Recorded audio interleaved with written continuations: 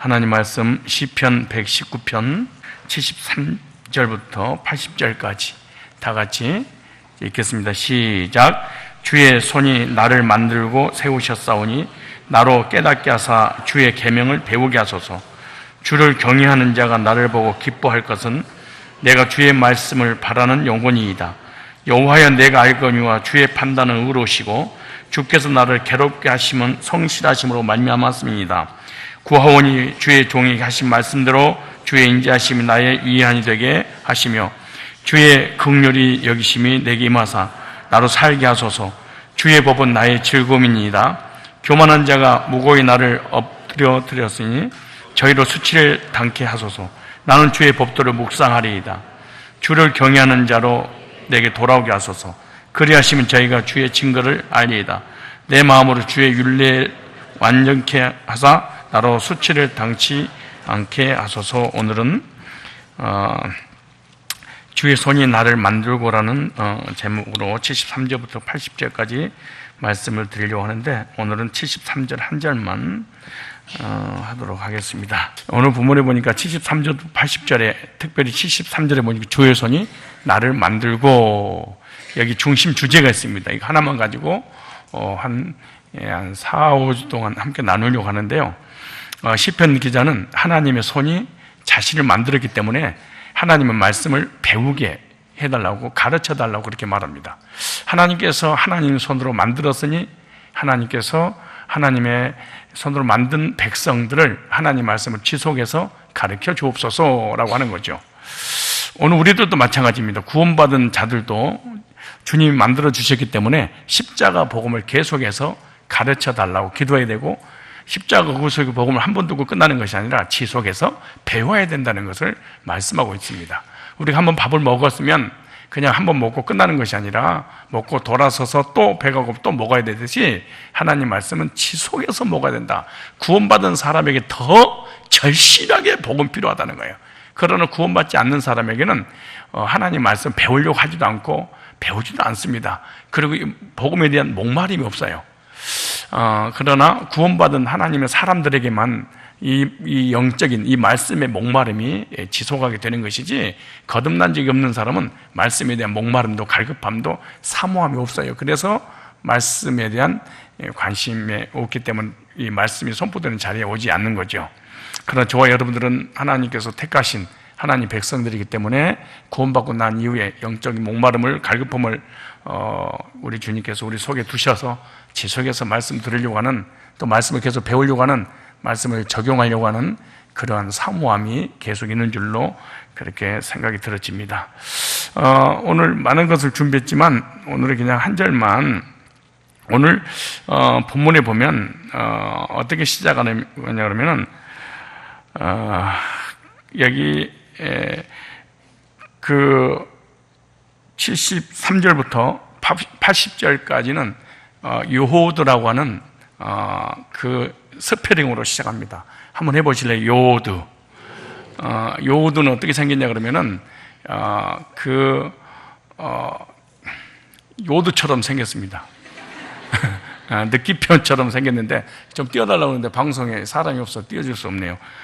이게 딱 요드면 이렇게 딱 하나, 1.1헥도, 그래서 1점 이렇게 딱 하나 생겨요.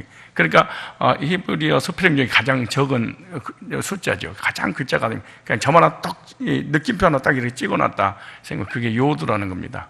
그래서 요드 합쳐져서 중간에 바부, 이렇게 막대기 같은 게 있는데 이렇게 바부입니다. 그래서 요드가 합쳐진 걸 알레프라고 그러는 거예요.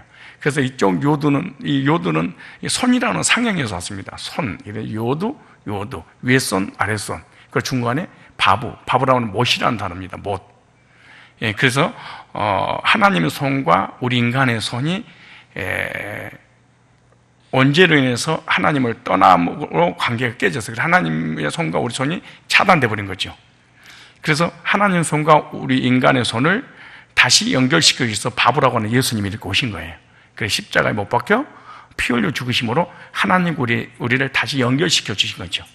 이것이 이제 구속사정이고, 또 하나는 예수님에게 적용한다면 이 요드라고 하는 이 윗손, 예수님의 이 양손에, 요드 손, 아래 손, 예수님께서 양손에 못 박혀 피 흘려 십자가에서 죽으심으로 다시 하나님 형상을 회복시켜 주셨다라고 하는 상형적 의미가 사실 있습니다. 그런데 요도는 손이라는 이 상형에서 왔듯이 사람이 손으로 하는 것을 뭐라고 일이라 그렇게 말하잖아요. 사람이 손이 없으면 불편합니다. 손이 가장 많이 쓰이는 신체의 한 부분으로 움직임이 민첩한 손가락에서부터 발목까지 모든 것이 다 손에 포함되어 있습니다. 손은 대기 힘을 나타내고 또 손가락은 이 숙련을 상징합니다. 물론 생활을 할 수 있지만 정상 이 손이 머리부터 발끝까지 모든 행동거지를 다 움직이도록 해주는 거잖아요. 그래서 손이라고 하는 것은 한마디로 얘기한다면 사역의 사역. 손은 일한다, 사역. 하나님이 일하신다 그 말입니다. 그래서 하나님께서도 손으로 나를 창조하셨다라고 말씀하는 거예요. 그래서 이 요도라고 하는 손은 하나님의 손. 하나님 우리 인간을 만들 때 뭘로 만들었다? 친히 주님께서 모든 동물, 식물 할 것들 전부 다 말씀으로 창조했는데 우리 인간은 하나님께서 친히 손으로 빚어서 만드셨다. 그래서 손은 사역을 의미하는 거죠. 그래서 요도에는 신의 손이라는 의미에서 따로 신의 손, 하나님의 손 그 말이죠. 그래서 우리는 요도를 통해서 무엇을 이제 몇 주 동안 깨달아야 되는가? 하나님께서 십자가에 못 박히신 손을 바라봐야 된다는 거예요. 뭘 바라봐요? 하나님의 아들 예수님께서 십자가에 못 박혀 피 흘려 죽으신 그 손을 바라봐야 돼요. 왜냐하면 누가복음 24장 38절로 39절 말씀을 보면 예수께서 이르시되 어찌하여 두려워하며 어찌하여 마음에 의심이 일어나느냐? 내 손과 발을 보고 나인 줄 알라. 또 나를 만져보라. 영은 살과 뼈가 없으되 너희 보는 바와 같이 나는 믿느니라. 이렇게 말씀하세요. 그래서 예수님이 십자가에서 손에 못 박혀 죽으시고 무덤에 들어가셔서 3일 만에 부활하셨습니다. 그러고 나서 제자들이 나타나셨는데 예수님이 영인 줄 알고 두려워했지요. 그때 예수님이 손과 발을 보고 나인 줄 알라고 말씀하시면서 예수님을 만져보라고 하시는 내용이 나오죠. 그러면서 하는 말이 영은 살과 뼈가 없으되 너희 보는 바와 같이 나는 믿느니라. 육체적 부활입니다. 영의 부활이 아니에요. 모든 이단들은 예수님의 부활은 육체적 부활이 아니라 영의 부활이라 이렇게 말하는 이단이 하는 말입니다. 예수님은 영의 부활이 아니고 실제로 육체가 땅으로 내려갔다가 3년 만에 실제로 육체에 부활했다. 그러니까 영은 살과 이 몸이 없잖아요. 손과 발이 없어요. 뼈가 없어요. 그래서 만져봐라. 도마가 실제로 만져보잖아요. 그래서 실제로 못 박혀 살아계실 때 손과 발과 옆구리 창질이 그 내용을 그대로 보여주셨잖아요. 여기서 손이라는 단어가 야드라는 단어입니다. 야드. 예수님의 손도 요두로 시작하고 있습니다. 요두, 야드, 요두. 그렇다면 우리들은 부활하신 예수님의 손을 바라봐야 된다. 그런 말입니다.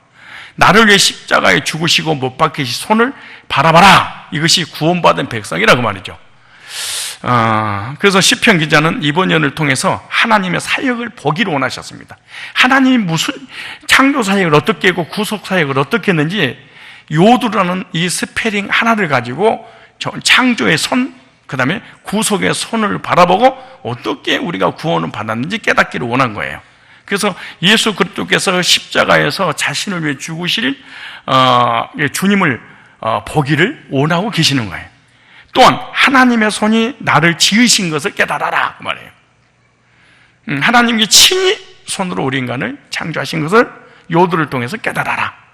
그리고 그 하나님의 손이 일을 하셨는데 십자가의 구속에 일을 하셨다. 양손에 피 흘려 죽으심으로 우리가 못 박혀 피 흘려 죽으심으로 우리가 구원받게 되지 않나. 이걸 바라봐라. 그래서 여기서 뭐라고 시편 기자는 그냥 말씀하고 있냐 그러면은 절대로 이 두 가지 외에 어떤 단군 신화라든가 어떤 진화론이라든가 빅뱅 이론이 아니다. 하나님께서 친히 우리 인간을 만드시고 우주를 만드신 창조주의 자녀들 아니냐. 이걸 깨달으라는 거예요.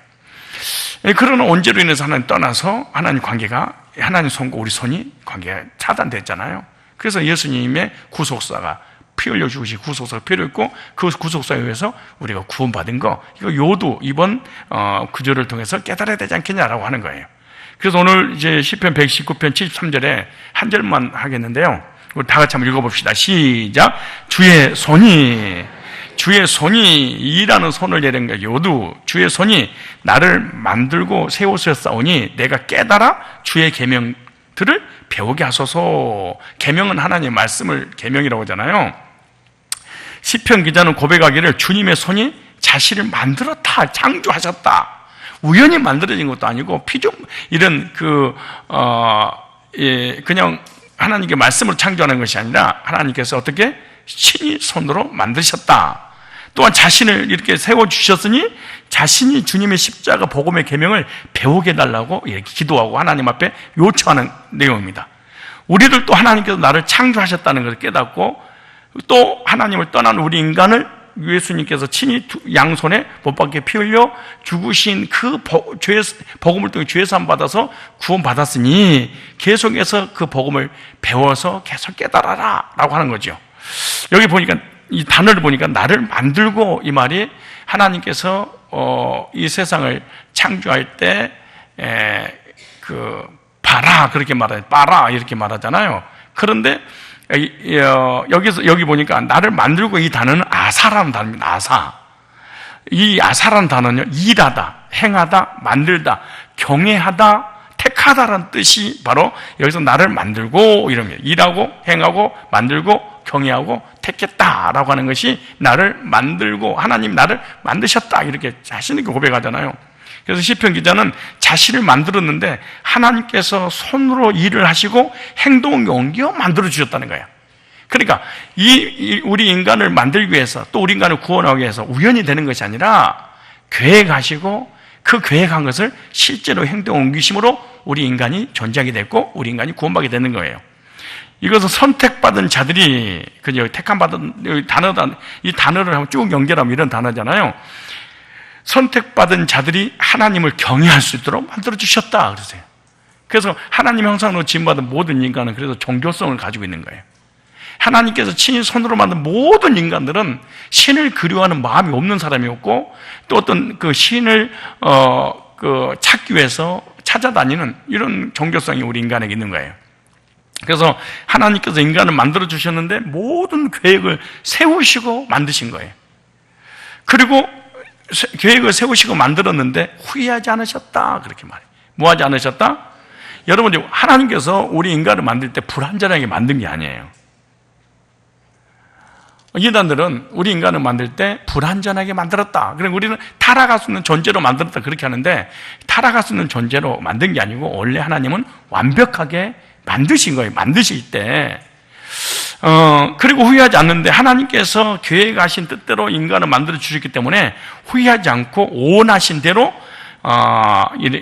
그 시편 기자 자신을 만들어 주셨다고 그러니까 하나님이 원하시는 작품이 다윗 자신이었다는 거예요.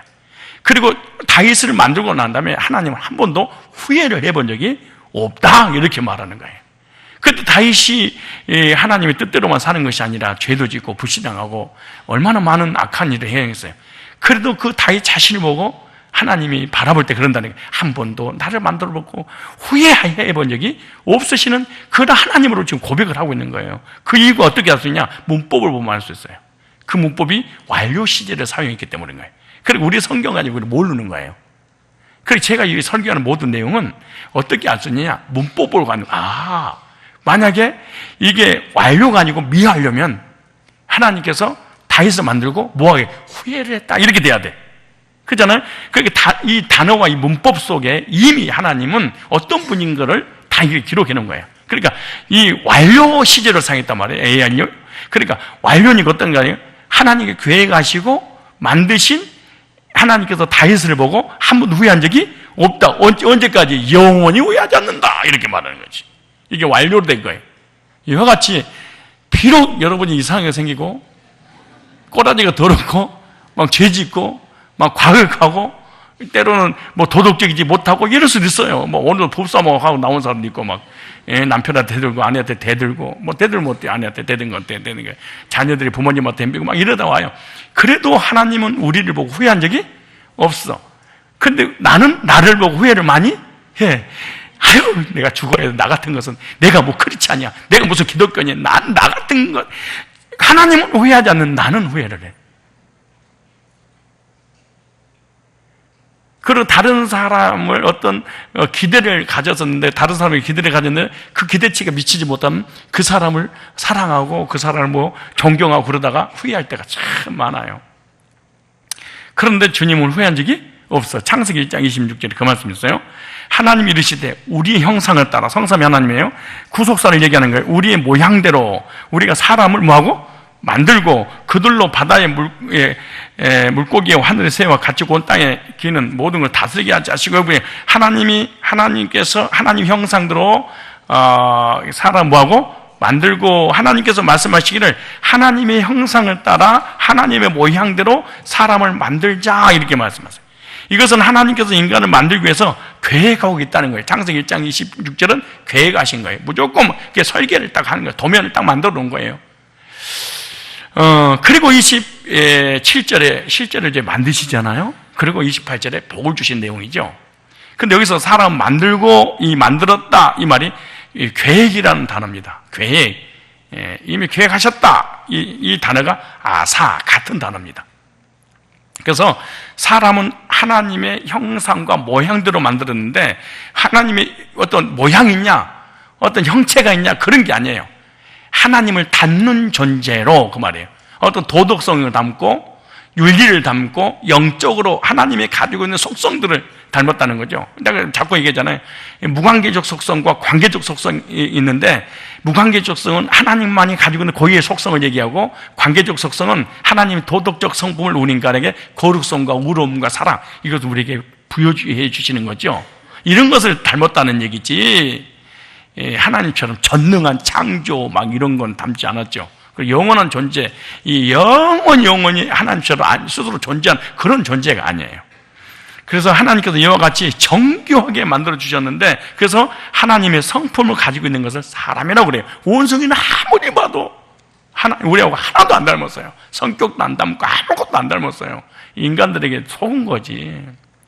그래서 하나님의 속성이 영적인 분이잖아요. 그래서 하나님 형상을 우리에게 주셨다. 우리 영적인 존재를 만들었다. 영적 존재를 만들었기 때문에 영적인 부분에 대해서 관심이 많아요.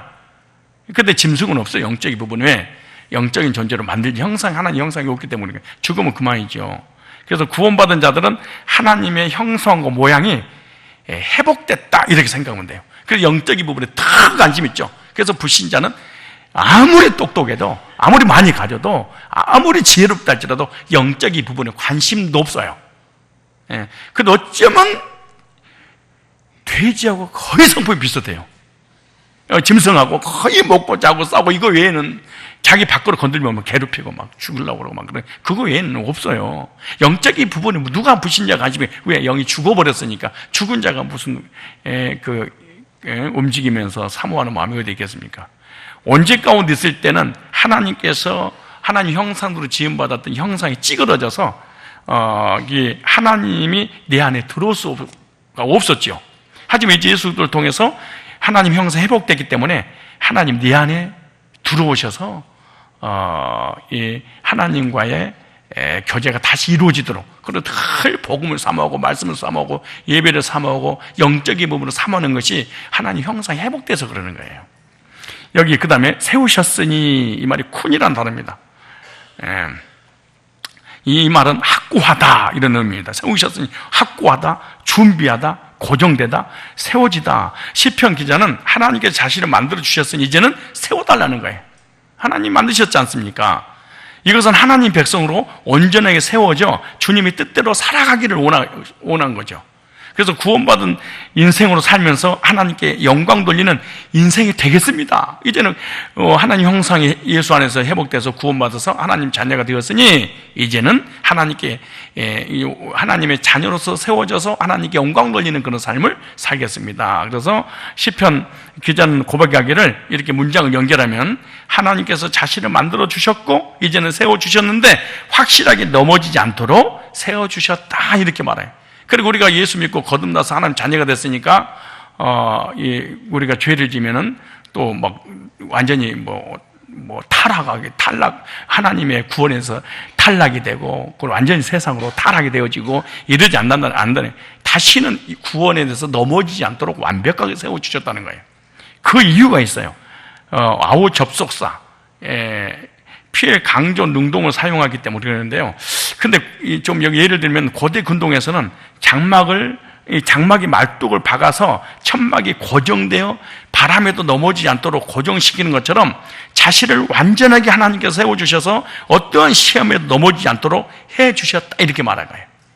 그러니까 넉다운은 될 수 있다 할지라도 넉아웃은 되지 않는다는 거예요.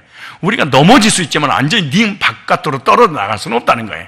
넘어져도 링 안에서, 넘어져도 그리스도 안에 넘어지는 것이지 완벽하게 하나님 앞에서 떨어져 나갈 수는 없다는 거예요. 우리들도 시편 기자처럼 하나님과 연결되었다는 사실을 믿고 이런 다시는 이 하나님께로부터 분리되는 그런 일 없다는 확신을 가지고 우리가 살아가야 될 줄 믿습니다. 그런데 주님 앞에서, 주님께, 예수 안에서 하나님께 고정되어 있지 않으면 근데 시험에 걸릴 수 있어요. 다시 말해서 복음 듣고 구원받고 구원의 감격이 지속되지 않으면 그 시험이 들어요. 구원이, 그래서 성경에 이렇게 에베소서 6장 10절로 20절에 보면은 구원의 투구와 의의 홍배를 붙이고 진리 허리띠를 또 그렇게 무장하잖아요. 왼손에 믿음의 방패를 가지고 손에는 검을 가지고 복음의 신발을 신고 그리고 영적 전쟁에서 싸워야 된다고 그러잖아요. 그러니까 이 구원을 투구, 그럼 구원 받았다는 얘기죠. 근데 구원 받았다고 우리가 계속해서 구원의 감격 속에 사는 것이 아니라 가슴이 뜨거워야 되는데 의의 흥배, 내가 의인 됐다는 확신이잖아요. 의의 흥배니까. 죄사 한번 구르게 되었다. 의의 흥배. 그러니까 내 가슴에 의의 흥배, 의인 됐다는 이 감격이 지속되려면 어떻게 되냐? 계속해서 복음을 듣는 수밖에 없어요. 근데 이 복음을 듣지 못해서 의의 흥배, 그 감격이 사라져버리게 되잖아요. 그러면 시험 바로 들어요. 돈에 대한 시험이 들고 특별히 사람에 대한 시험이 자주 들어요. 그러니까 상처를 쉽게 받는단 말은 이 안에 구원은 받았어도 구원의 흉배, 감격이 없어지는, 의의 흉배가 없어지는 거예요. 그러니까 감격이 소멸돼 버리는 거예요. 그래서 구원의 확신과 구원의 감격이 사라지기 때문에 사람이 말 한마디에 쉽게 넘어지고 상처받고 쓰러지고 그러는 거예요. 그래서 복음을 계속 드려야 되고 계속해서 복음 안에 있어야 되고 그리고 계속해서 그리스도 안에서 하나님께 고정됐다라고 딱 이게 말뚝이 딱 고정이 돼서 박히니까 이 텐트가 절대로 이 장막이 넘어가지 않는 것처럼 하나님 앞에 내가 고정되면 내가 넘어지지 않을 거라는 거예요. 그 말씀이 신약의 에베소서 2장 21절로 22절에 나오는 말씀입니다. 에베소서 2장 21절로 22절 보니까 그 안에서 건물마다 서로 연결해 주 안에 성전이 되어가고 너희도 성령 안에서 하나님이 거하시고 뭐가? 처소가 되기 위하여 그리스도 예수 안에서 함께 지어져 가느니라. 우리들은 예수 그리스도 안에서 건물마다 서로 연결되어 주님 안에 성전이 되어간다 그러죠. 그래서 우리의 몸은 하나님이 거하실 처소가 되기 위해서 예수님 안에서 지어져가는, 하나님께서는 나를 세상에 세워주셔서 세상의 환난 풍파에 넘어지지 않게 하셨는데 그것은 왜냐 그러면 하나님과 예수님과 연결되어 있기 때문에 서로 연결되어 있기 때문에 세상의 어떤 환난과 시련과 고난과 역경과 풍파 속에서도 풍랑 속에서도 넘어지지 않도록 예수님과 연결시켜 주셨다 이렇게 말하는 거예요. 자, 오늘 다시 시편 119편 73절에 보면 73절에 주의 손이 나를 만들고 그다음 뭐 했으니? 세우셨으니 그랬어요. 내가 깨달아 주의 계명들을 배우게. 여기서 깨달아, 내가 깨달아 이 말이 핀이란 말입니다. 핀, 깨달아, 깨닫다, 핀. 이 말이 식별하다 이런 뜻이. 깨달아, 식별하다. 그다음 분별하다. 그다음에 지각하다. 그다음에 이해하다라는 뜻입니다. 이 깨달았다 이 말이. 그래서 시편 기자는 하나님께서 자신을 만들고 세워 주셨사오니 자신이 하나님 말씀을 깨닫는 자가 되기를 원한다고 고백하는 거예요. 그래 하나님께서 나를 만들고 하나님을 떠난 나에게 예수 안에 다시 연결해줘서 주님께 세워주셨으니 이제 주님의 말씀을 듣고 계속해서 살기를 원합니다. 계속해서 말씀을 깨닫기를 원합니다. 이렇게 고백하는 거예요. 그래서 하나님의 백성들은 하나님의 입에서 나오는 말씀으로 살아가는 존재입니다. 사람이 떡으로만 살 것이 아니요 하나님에서 나오는 모든 말씀으로 사는 것이다. 말씀으로 살아가라는 거예요 이게. 그래서 시편 기자는 자신이 하나님 말씀을 깨닫기를 원하는데 하나님께서 말씀을 주시지 않으면 안 된다는 거예요. 그래 깨닫게 하소서, 알게 하소서. 하나님이 나에게 지혜와 명철을 주지 않으면, 성령의 역사로 깨닫게 해주지 않으면 성경을 깨달을 수도 없고 그리고 뭐 할 수도 없어요? 들어도 이해를 못한다는 거예요. 여러분, 요한일서 4장에 보면은 그 사도 요한이 영을 분별하라 그렇게, 영이 하나님께로 왔는지 분별하라 그렇게 말해요. 뭐하라? 분별하라. 근데 그 분별하는 것도 은사라는 거죠. 말세가 되면 영을 분별하는 은사가 와야 된다는 거예요. 근데 은사는 누가 주는 거예요? 하나님이 주셔야지 되는 거예요. 근데 영분별의 은사라 그렇게. 그래서 대부분 사람들이 말세가 되면 영을 분별하라, 영분별하라. 한번 질문해 볼까요? 영분별이 뭔지? 그러니까 듣고 있는 거지. 우리가 그냥 뭐 알고 싶진 않아요. 그냥 비도 오고 그러니까 갈도 오고 그러니까 그냥 비에 피하자고 그냥 교회 수업에 나온 거지. 생각을 해봐야 돼요. 영분별, 말세가 되면 영을 분별하라 그러잖아요. 근데 영을 분별하는 은사를 누가 주셔야 된다는 거예요? 하나님 주셔야 된다는 거예요.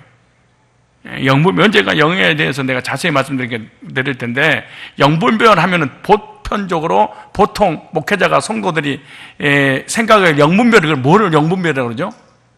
보통 생각 영분별이 뭐예요? 유구무원이거늘. 아니, 영분별은 도대체 뭐예요?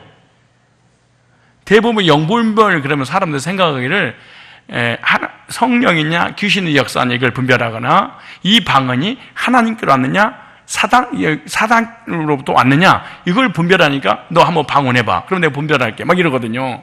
거의. 근데 성경에서는 그 방언은 분별할 필요 없다 그래. 예언이고 이거 분별할 필요 없다는 거예요. 근데 성경에서 이 영은 귀신이 왔다가 들어갔다 나갔다 하는 게 아니에요. 영은 하나님의 말씀. 요한복음 6장 63절에 이 영은 하나님의 말씀이라 그렇게 말하잖아요. 그럼 뭘 분별하는 거예요? 말씀을 분별하라 그 말이죠. 그러면 왜 그러면은 방언이라든가 이런 환상이라든가 이런 거 분별할 필요가 없는 이유가 뭐냐? 방언은 둘이 사는 것이 아니라 집구석에서 지 혼자 하는 거예요. 그래서 성경에 고린도서 그러잖아요. 방언을 말하는 자는 사람 앞에 하지 말고 하나님 앞에 하니까 은밀한 중에 골방에서 네 혼자 해라 그렇게 말해. 근데 혼자서 밤 12시, 2시 날랄랄 하고 있는데 누구 지나가는 목사님이 그 집 들려가가지고 밤 2시에 두들기면서 말해봐라. 방언이 귀신이 왔든지 하나님, 이게 어디가 있어요? 방언 누구 혼자 하니까? 상식적으로 생각해보세요. 아, 방언은 혼자 하니까 분별할 필요가 없구나. 그러니까 방언을 얘기하는 것이 아니야. 이게 속은 거예요. 너무 많은 사람들이 속은 거예요. 그렇다면은 그 분별을 왜 해야 되냐? 방언 분별은 단수야. 그 귀신이 왔다 갔다 하든 뭐든 성령의 역사인지 아무도 몰라. 그거는 이 목회자도 모르는 거. 사실은 귀신 들었다고 그래서 저 귀신 들어갔어 이런 게 어디가 있어요? 멀쩡할 때 얼마나 많아요. 많은 거예요. 방언할 때도 그 귀신 방언이 성령 방언이 어떻게 우리가 분별을 해? 잘 몰라. 왜? 지 혼자니까. 지 혼자 산에 올라가서 저기 상하수 깨서 쥐야 날랄 하는데 그걸 어떻게 우리가 분별해? 나 자야지. 아니, 수련해야 되는데 그걸 언제 분별하고 있어? 그러니까 단수야. 혼자 하는 거야. 그리고 1대1로 하라고 그러잖아요. 근데 어떻게 분별해? 상식적으로. 근데 영은 분별하라. 영은 하나님 말씀이야. 말씀은 다수가 들어. 말씀을 전할 때 그 말씀이 율법주의인지 복음주의인지 신비주의인지 아니면은 이단 것인지 비유풀인지 이게 분별을 하라는 거예요. 그건 분별을 누가 하느냐? 성숙해야지. 누가 성숙하냐? 거듭나야지. 구원받아야지. 이 복음이 나한테 딱 들어오면 분별이 딱 돼버려. 근데 구원받기 전에, 복음이 나한테 오기 전에는, 복음은요 분별의 기준이야. 기도만 들어봐도, 설교만 들어봐도, 방송 설교만 몇 마디만 딱 들어봐. 아, 얘는 가짜구나. 왜? 성장하니까, 성숙하니까. 근데 거듭난 적이 없고 성장하고 성숙하기 전에는 분별이 안 되는 거죠. 그러니까 이렇게 시편 그잖아요. 내가 예수 믿고 거듭나서 하나님 손으로 나를 만드셨고 하나님 손으로 다시 나를 구원했으니 이제는 하나님 세우셔서 영원히 주님께서 나를 후회하지 않고 주님 곁에 있으니 주님 이제는 하나님 말씀을 배우며 살게 하옵소서 이러는 거죠. 그래서 하나님께 강청하여 자신의 영혼에 십자가 복음 말씀을 허락해 달라는 걸 계속해서 허락해 주시기를 원합니다. 그 이유가 뭐냐? 히필 사형 능동입니다. 이라는 일이잖아요. 그래서 명령법을 사용해. 명령법. 이게 강청. 우리들도 십자가 복음 말씀을 내가 잘나서 깨닫는 것 같지만 절대 그렇지 않는 거야, 이거. 그래서 진짜로 구원받으면 교만할 수 없는 거죠. 어떻게 교만할 수 있어요? 우리 인간이 할 수 있는 것이 아무 우리가 구원을 받아요. 뭘 할 수 있는 게 뭐야? 하나님께서 구원도 해주시고 은혜도 베풀어 주시고 능력도 주시고 말씀도 깨닫는 거, 말씀 배우는 전부 다 누가 하는 거야? 하나님이 하는데 뭘 잘났다고 배울 게 뭐가 있어요? 먼지가 무슨 그래 말이 많아. 에이. 그러니까 잘못돼 버린 거예요. 이게 구원이 잘못돼 받아서 그런 거예요. 하나님께서 지혜의 영을 허락하여 주시야만 알 수 있으니까 하나님 제발 좀 깨닫게 해주시고 구속의 말씀을 지속해서 듣고 배우게 해주세요. 그리고 하나님 앞에 강청하는 내용이잖아요. 그래서 어떤 사람들은 십자가 복음을 머리에 지식으로만 알고 깨닫는 사람은 복음을 계속 전에 듣게 되면 우습게 여기는 거예요. 저거 아는데 내가 저 기초인데. 그래서 이론적인 구원은 시편 다윗이 이론적인 구원입니까? 그렇지 않아요. 그래서 교만하게 되고 자만에 빠질 때가 많아. 십자가 복음은 그런데 신비입니다. 비밀이기 때문에 하나님께서 지혜로 깨닫는 것이지, 하나님께서 지혜를 주셔서 깨닫는 것이지 지식으로 아는 것이 아니야. 이런 사람이 안 바뀌는 거예요. 안 바뀐다면 성장하고 성숙하지 않아. 복음을 절대로 분별하지 못하는 거예요. 거듭나기 전에 목사님들도 마찬가지예요. 목사님들이 만약에 진짜 성숙하고 분별했으면 한국 이단들에게 판을 치겠습니까? 하나님께서 주시는 깊은 지혜의 말씀으로 주님을 알고 주님을 이해하면서 깨닫고 분별하게 될 줄 믿습니다. 여기 보세요. 시편 119편 73절에 보니까 주의 손이 나를 만들고 그 다음에 뭐 했으니? 세우셨으니 내가 뭐하라? 깨달아. 주의 계명들 하나님 말씀 이 복음들을 뭐하게 하소서? 배우게 하소서. 배우게 하소서. 배우다 이 말이 라마드라는 단어입니다. 라마드 배우다. 이 말은 가르치다, 배우다, 훈련하다, 익숙하다라는 뜻입니다. 시편 기자는 주님이 주신 계명의 말씀을 깨닫고 배워서 자신의 삶에 적용하여 살기를 원했습니다. 어떻게 했어요? 하나님 말씀을 깨닫게 해주셨어. 그래서 배웠어. 근데 그걸 끝나는 거, 이론은 끝나는 게 삶 속에 적용하게 하옵소서. 그러니까 익숙하도록 배우고 가르침 받고 훈련해서 적용하는 거잖아요. 우리가 교회에서 말씀을 듣지만 삶 속에 적용하여 살아가려 하는 자들은 그렇게 많지 않아. 드물어요.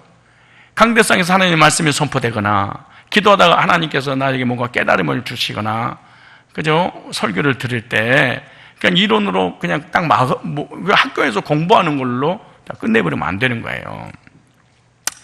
이 세상에 살다 보면요, 나도 모르는 사이에 하나님 말씀을 잊어버릴 때가 참 많아. 우리가 하나님 말씀을 듣고 배우고 깨닫고 또 복음도 듣고 배우고 깨닫고 구원받고 구원의 말씀이 내 속에 있어. 근데 세상에 나가서 삶으로 살아가고 그러면 나도 모르는 사이에 언제 내가 이 말씀을 들었지? 언제 이 말씀 배웠지? 기억이 전혀 안 날 때가 있어. 세상이 얼마나 무서운 줄 아세요? 세상을 만만하게 보면 안 돼. 절대 세상은 하나님과 온수대인데 얼마나 많은 유혹들이 있는데요. 예. 세상에 살다 보면 하나님 말씀을 잊어버리도록 세상의 것들이 나에게 엄습해 옵니다. 어떻게 해요? 바쁘다는 이유 하나가, 우리가 바쁠수록 십자가 복음의 말씀을 세상에서 적용하면서 훈련을 받고 늘 묵상해야 될 줄로 믿습니다.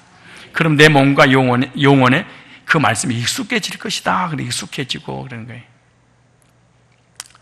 여러분, 공부 잘하는 사람, 그 다음에 운동 잘하는 사람, 첫 번째 이해를 하는 거죠. 개념 정리하는 거죠. 그리고 숙달시키는 거죠. 여러분, 제가 바둑을 두거나 탁구를 치거나 족구를 하잖아요. 그럼 옆에서 훈수 두는 사람이 많아요. 근데 훈수 두는 사람들은 어쩌면 그렇게 나보다 더 내가 선수로 뛰는데 옆에서 훈수 두는 하수들이 더 잘 가르쳐 나를. 근데 저는 모르면서 그냥 그들은 이론을 알고 있는데 숙달 안 하고 나는 이 이론을 숙달하고 한 거예요. 그러니까 이론을 개념을 정리해 놓고 내 그 이론들이 내 몸에 익숙하도록. 그래서 몸이 이 공이 왔을 때 어떻게 반응할 것인가. 몸이 움직이는 것이지 머리가 움직이는 것이 아니에요. 그럼 어떻게 하냐? 이해하고 숙달을 시키는 훈련을 하는 거예요. 여러분, 노래를 잘하는 가수들이 태어날 때 노래 잘하게 태어났죠. 은사잖아요. 그래서 숙달되지 않으면 성공하지 못해요. 운동선수로 아주 유능한 운동선수로 태어났어. 그러니까 숙달되지 않으면 안 되는 거예요. 훈련이 돼야 되는 거예요. 예? 근데 사람들이 이론으로 많은 걸 알아. 예? 그러나 그것은 숙달되지 않는 것은 내 것이 될 수 없는 거죠. 그래서 하나님 말씀을 세상에 아무리 바쁘다 할지라도 세상 것이 밀려 들어온다 할지라도 밀려나지 않으려면 그 말씀을 계속 이해하고 묵상하고 뭐예요? 숙달을 시켜놔야 돼. 그래야지 우리가 세상에서 승리하며 살아갈 수 있는 거죠. 그래서 시편 기자는 복음의 말씀을, 그리스도의 말씀을 자신의 삶 속에 적용하면서 훈련받기로 하는 거예요. 하나님 말씀 이제 이해했습니다. 깨달았습니다. 이제는 깨닫고 이해하고 끝나지 말고 실제로 얼마나 이 적용하기 힘들겠습니까? 이게 그래서 입에는 달지만 속에서는 쓰다 그러잖아요. 그래서 하나님 말씀을 우리가 들을 때는 너무 달콤해. 근데 적용하려고 해봐봐. 얼마나 고통스러운가. 행동에 옮긴다는 게. 그것도 누군가 시켜서 하는 것이 아니라 자신 스스로 마음에서 우러나와 진리의 말씀을 배우겠다는 겁니다. 그것도 한 번을 끝남으로 모두 배웠다고 교만하지 않고 계속해서 주님 말씀 배워가면서 하나님을 섬기겠다는 거예요. 그 이유가 칼 단순 능동태입니다. 자기가 주어가, 자기가 주체가 돼서 계속하겠습니다. 어떻게? 미화유요. 시제를 사용했어요. 미화유요. 계속해서 나는 삶 속에 적용해. 한번 예배 딱 드리고 하는 말씀하고 딱 돌아서 끝나는 것이 아니라 계속해서 복음을 듣겠습니다. 그래서 이 하나님 말씀을 계속 듣고 복음을 계속 듣고 계속해서 삶 속에 적용하는 성도들이 많은 교회가 복 있는 교회고, 목회자도 복 받은 목회자고, 이 교회가 부흥될 줄로 믿습니다. 우리도 또 이와 같이 시편 기자처럼 이런 신앙생활을 해야 됩니다. 우리는 조금만 알면 모든 걸 다 배운 것처럼 생각할 때가 너무너무 많아. 고는 1단계만 배우면 천하를 다 얻은 것 같기도 하고, 그러다 교만하게 되고 막 그러고, 이게 참. 그래서 교회 다니면 다닐수록 나도 모르는 사이에 교만에, 자만에 빠져서 잘못된 길로 갈 수도 있어요. 그리고 잘못된 길로 가는 사람이 너무너무 많아요. 너무너무 많아. 그래서 복음을 계속해서 전해주면 다 아는 것을 가르친다고 교만해서 배우지 않으면 절대로 안 된다는 거예요. 우리가 한번 밥을 먹었으면 한번 먹고 끝나는 것이 아니라 계속해서 먹어줘야지. 여러분 저녁 먹고 오셨죠? 벌써 배고프잖아. 근데 이 교만이 진짜 무서운 거예요. 왜 우리가 그 예배 성공하지, 대부분 가까다 이제 구원론을 제가 부흥회를 하잖아요. 그러면, 그 10년 내가 들은 거지, 그거 또 하지? 너나 가, 나 안 가. 그 사람 거듭난 게 아니에요. 거듭났어도 그러면 심각한 병이 걸린 거지, 그거. 그리고 구원 받았다고 그러는 이론이지, 전혀 삶 속에 적용하지 않죠, 실제로. 이 세상에 살아가는 사람들이 계속해서 육신의 건강을 위해서 음식을 공급받고 계속해서 먹듯이 우리 영적인 음식도 복음이고 하나님 말씀이기 때문에 영적인 사람은 계속 듣고 살아야 됩니다. 말씀, 복음, 그리스도의 이 구속의 역사들은 다 영원의 우리의 밥이다 이렇게 생각한다면은 계속 들어야 되지 않겠습니까? 밥을 얘들에게 엄마가 밥 먹으라 그랬더니 막 실증 나서 막 고개를 절레절레 저는 셈 어디겠습니까? 병자나 그런 것이지. 복음을 듣고 말씀 받고 구속 은혜를 계속 경험하기 위해서 들으라 그랬는데 실증 나 그만 듣겠어. 이게 정상이 아니죠, 사실은. 그래서 시편 기자는 주님의 율례의 말씀을 배우기를 자발적으로 기뻐하면서 배우려고 했습니다. 우리 신앙도 이와 같이 덜 하나님 말씀을 배우고 깨닫고 삶 속에 적용하는 그런 사람이 되어야 될 줄로 믿습니다. 디모데후서 3장 한번 찾아보세요. 디모데후서 3장 14절 한번 찾아보실래요? 디모데후서 3장 14절.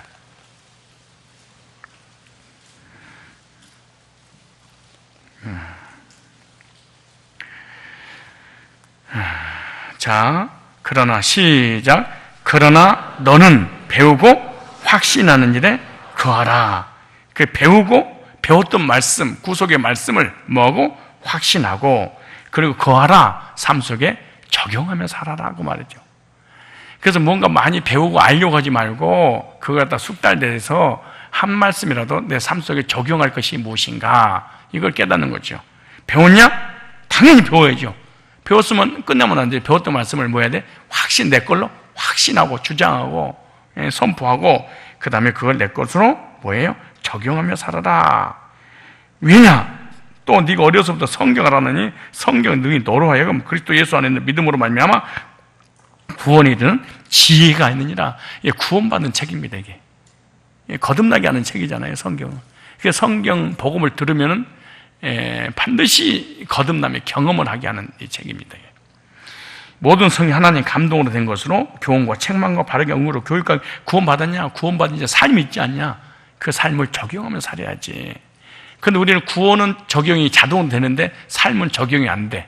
왜냐? 내 그 시간과 물질을 그 삶으로 옮겨대잖아요. 그게 그렇게 고통스러워하는 거예요. 이는 하나님의 사람으로 하나님 예수 믿고 하나님 말씀을 통하여 복음을 듣고 거듭나서 영적으로 신분이 바뀌었잖아요. 그 사람은 계속해서 바르게 한 구로 교육하기 유익한 삶에 관한 적용의 메시지 계속 드려야 돼. 배우고 숙달돼서 내가 익혀서 내 것이 되면 어떻게 되는 거예요? 17절에 성숙한 사람이 된다는 거예요. 성숙한 사람의 특징이 분별력이잖아요. 그러니까 배우고 확신하게 구하거나 삶 속에 적용하지 않게 되면 이 분별력이 없는 거죠. 그 다음에 한번 또 찾아보실래요? 계시록 한번 찾아보세요. 계시록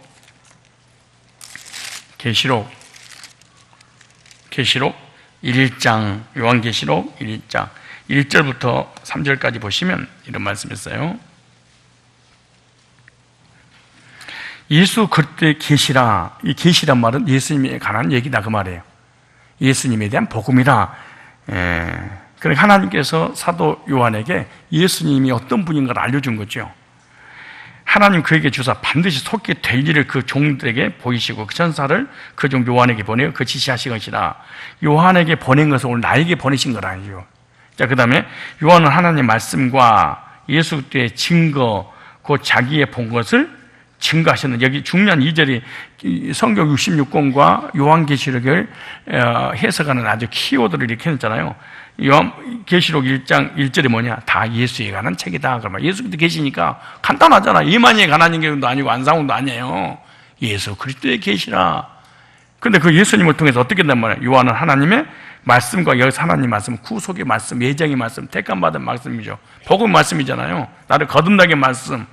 그 거듭나게 한 말씀을 통해서 예수 그리스도의 증거, 그래 복음을 듣고 예수 안에 거듭난 사람은 증거, 구원의 확신을 이것을 배우고, 이게 중요하죠. 그래서 요한은 하나님 말씀과 이 말씀이 뭐예요? 예수님이죠. 예수님이 노고스로 계셨잖아요. 그 노고스가 구속의 말씀이에요. 예정의 말씀, 우리를 택함 받은 백성을 구원할 말씀이잖아요. 그래서 하나님의 말씀과 예수 그리스도의 증거, 예수님 하나님의 복음을 듣고 예수 안에서 거듭난 사람이 증거가 있을 거 아니냐. 증거가 곧 자기 본 것을 다 증거했느냐. 이 증거는 뭐냐? 바로 우리 구원의 증거를 얘기하는 거예요. 증거는 요한일서 5장 10절을 마찬가지예요. 증거는 이것이니 하나님 우리에게 영생을 주신 것. 하나님 말씀이 뭐냐? 영생이에요. 영생. 그럼 오늘 하나님 말씀 받았으면 뭐가 할까? 영생의 확신을 가졌을 거 아니냐. 그래서 성경 두 가지 얘기하고 싶은 거예요. 예수 그리스도의 구속 안에서 거듭난 사람은 영생의 확신을 갖게 될 것인데, 이 예언의 말씀을 여기 딱 써놔. 1절로 2절의 말씀을 그 말이야. 근데 막 예언을 풀고 난리를 치고 있으니 이걸 되겠냐고 딱 써놨는데 1절, 2절을 예언이라 그래. 하나님의 계시의 말씀, 복음, 구원론을 얘기하는 거예요. 읽는 자와 뭐하는 자와? 읽는 자와 듣는 자들과 읽는 자, 뭐가 됐어요? 읽는 자는 단수잖아요. 그죠? 이 목회자가 또 개인적으로 여러분 읽을 수도 있겠죠? 그 다음에 이 구속의 이 영생의 말씀을 두 번째 뭐한 자? 듣는 자들, 이 복수로 됐잖아요. 그러니까 이건 영분별해야 된다는 거예요. 그래서 이단한테 왔는지 거짓교리인지 참 진리인지 딱 들으면 알아야 돼. 이거 율법주의구나. 이건 신율법주의구나. 이건 성화주의구나. 이건 신비주의구나. 이건 신사도구나. 이거 그리고 구원론이 다 모든 말씀과 이단을 판단할 수 있는 기준이에요. 그래서 거듭나기 전에는 절대로 성장한 적이 없고 태어난 적이 없기 때문에 분별한다는 게 힘들잖아요. 기록한 것을 지키는 자들은 뭐하는 자? 적용하는 자들. 너한테 적용해야 될 거 아니냐. 적용해. 복 있나니 때가 가까움이라. 현대어 성경 읽어볼까? 3절만. 현대어 성경 이렇게 번역됐어요. 만일 여러분이 이 예언을, 이 말씀을 1, 2절을, 그러니까 1, 2절 내용이 뭐예요? 성경 66권을 얘기하는 거지. 계시록을 얘기하는 게 아니에요. 대부분 사람들이 이 예언의 말씀, 그러니까 계시록이다 말하고 얘기하는데, 계시록을 얘기하는 것이 아니라 하나님의 말씀, 구속의 말씀, 성경 전체를 얘기하는 거예요. 만일 여러분이 이 예언을 교회에서 낭독한다면 여러분은 주께서 주시는 특별한 복을 받을 것입니다. 그랬어요. 그러니까 낭독을 하게 되면 듣는 이가 있을 거 아니에요. 근데 보세요. 이 예언의 말씀을 듣고 지키는 사람들 또한 복을 받을 것입니다. 이 예언이 실현될 때가 가까웠기 때문입니다. 하나님 말씀이 성취잖아요. 그러니까 하나님 말씀 구속사를 준비해서 증거하게 되고 듣는 사람들은 복을 받고 지키는 사람 또한 복을 받을 것이다. 이렇게 말하는 거죠. 왜냐? 말씀을 듣고 자기에게 적용하고 실천하지 않고 이론적으로 알고 있는 사람이 너무 많이기 때문에 그런 거예요. 자, 데살로니가전서 2장 13절 보세요. 데살로니가전서 2장 13절. 자, 다 같이 한 목소리 읽겠습니다.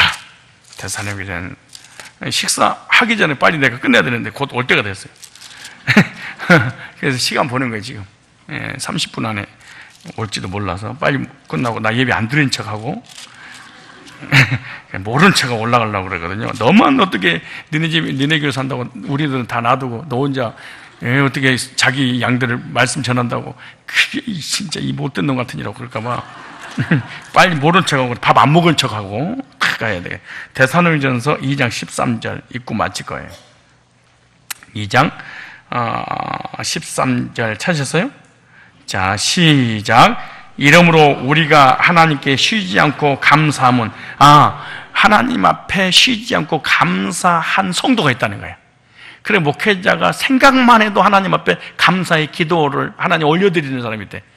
성도들이 1000명 이렇게 있어도 아무나 목회자 가슴속에 있어서 하나님 감사 기도가 나온 게 아니고 절로 감사가 나. 목사님 저에 대해서 하나님 앞에 감사 기도 좀 해서 그런다고 하나님 죄를 위해서 감사 기도 이런 게 아니고 그냥 이 가슴 속에 있는 성도가 있다는 거예요. 왜 있냐 이런 성도가. 이러므로 우리가 하나님께 쉬지 않고 감사하면 호흡을 쉬지 않고 감사하듯이 하나님 앞에 쉬지 않고 감사한 성도가 있대.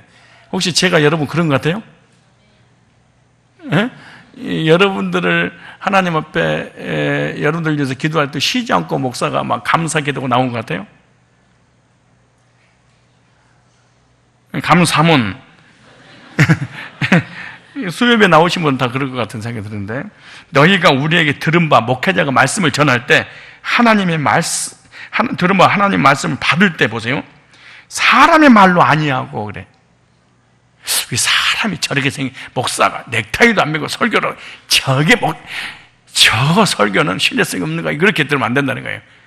막 받지 않냐고. 그 사람이 하나님 말씀을 대변하고 있잖아요. 대언하고 있잖아요.